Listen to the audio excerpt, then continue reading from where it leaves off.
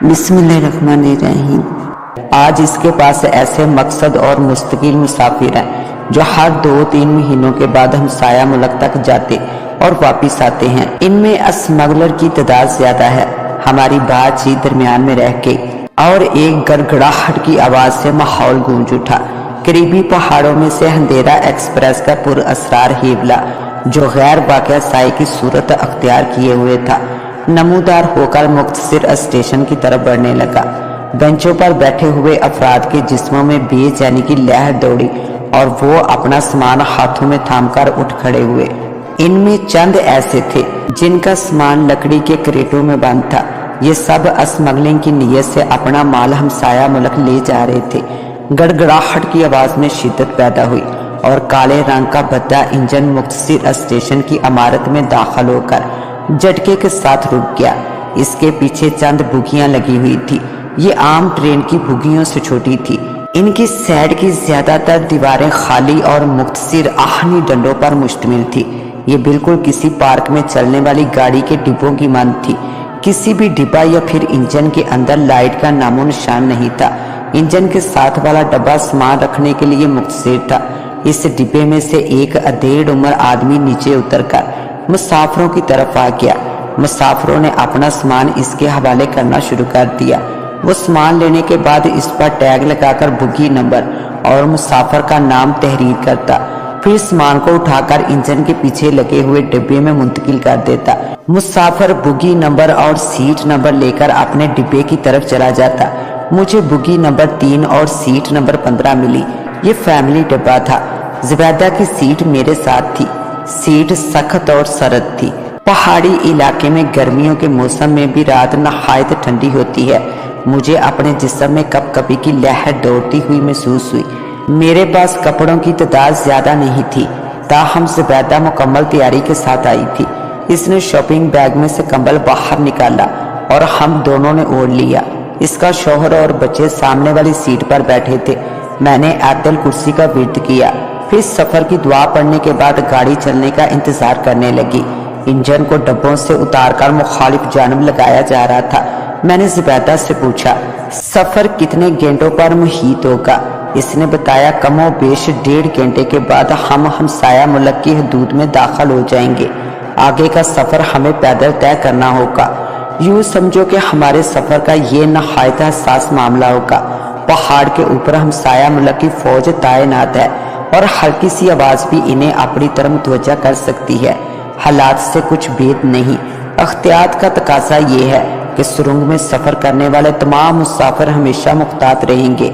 मैंने पूछा, सुरंग से बाहर निकलने के बाद हमें करीबी शहरों तक पहुंचाने के लिए क्या इकदाम होंगे? ज़ुबैदा ने बताया, बजोड़ा गांव में हाशिम खान के बड़े भाई का होटल है। तमाम मुसाफिर एक दिन के लिए वहां क्याम करेंगे। हाशिम खान के भाई का असरो सरूख वहां काबिले कदर है। रेलगाड़ी पहाड़ी इलाके में दाखिल हुई। गड़गड़ाहट की आवाज में ज्यादती पैदा हुई। मैंने ऊंची आवाज में ज़ुबैदा से पूछा, ये तमाम गैर कानूनी काम हुकूमत की आंख से बचकर करना नामुमकिन नहीं। ये तमाम गैर कानूनी काम हुकूमत की आंख से बचाकर करना नामुमकिन नहीं।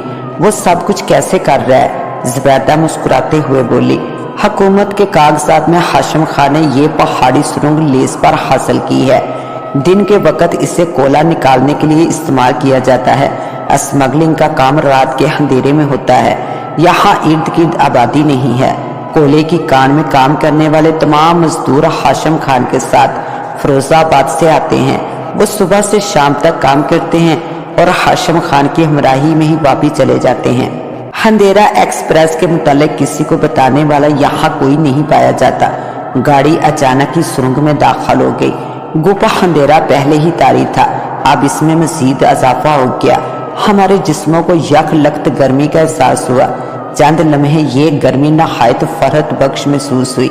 इसके बाद जिस्म पसीने में शराबूर होने लगे। ज़ुबैदा ने कंबल उतारकर शॉपिंग बैग में मुंतकिल कर दिया। ट्रेन की रफ्तार आहिस्ता हुई, फिर वो झटके के साथ रुक गई। सुरंग में कदमों की आवाज सुनाई दी। फिर टार्च की महदूद रोशनी में चंद अफराद ने मुसाफिरों को ऑक्सीजन मास्क और इससे मुंसलिक मुख्तलिफ सिलेंडर पकड़ाने शुरू कर दिए। वो इनके इस्तेमाल का तरीका बताते चले जा रहे थे। मैंने सिलेंडर को सीट पर रख दिया। अभी इसके इस्तेमाल की नौबत नहीं आई थी। ट्रेन दोबारा आगे बढ़ने लगी। सुरंग को लकड़ी से सहारा दिया गया था। छत से जमीन की ऊंचाई ट्रेन के डिब्बों को मद्देनजर रखते हुए रखी गई थी। कुछ ही देर में हमारे जिस्म पसीने में शराबूर हो गए। हवा में ऑक्सीजन की गैस इंतहाई हदूद से भी आगे निकलने लगी। तब ऑक्सीजन सिलेंडरों ने काम दिखाया। डिब्बे के अंदर खामोशी तारी थी। मैंने आयतों का विर्द शुरू कर दिया। तब मुझे वक्त का कुछ पता ही नहीं चला। सफर कितना तवील था और कितना वक्त गुजरा था। होश मुझे तब आया जब ट्रेन झटके के साथ रुक गई।